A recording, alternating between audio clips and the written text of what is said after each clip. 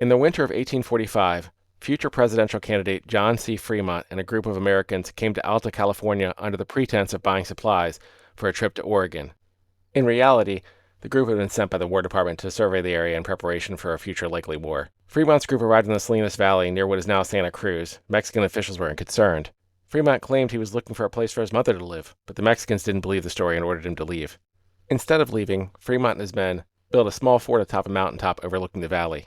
After a 4-day standoff in March of 1846, Fremont and his men retreated toward Sacramento, where they encountered some Americans who had settled in that area and that claimed Native Americans camping near the Sacramento River were planning an attack on them.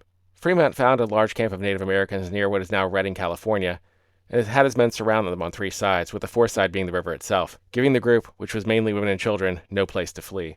A member of Fremont's expedition named Thomas Breckinridge wrote, quote, "The order was given to ask no quarter and to give none." Fremont's men were armed with rifles that far exceeded the range of bow and arrow of the Native Americans. Breckinridge said of the massacre, quote, "The settlers charged into the village, taking the warriors by surprise, and then commenced a scene of slaughter which is unequaled in the West. The buck squaws and papooses were shot down like sheep, and those men never stopped as long as they could find one alive." There were no reported casualties for Fremont's men.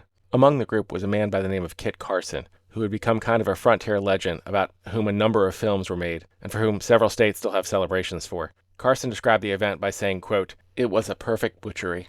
Estimates are between 150 and 300 Native Americans were killed. Breckinridge wrote, quote, "I think that I hate an Indian as badly as anybody, and have as good a reason to hate them, but I don't think that I could have assisted in that slaughter. It takes 2 to fight, or quarrel, but in that case, there was but one side fighting and the other side trying to escape." Fremont and his men continued upriver.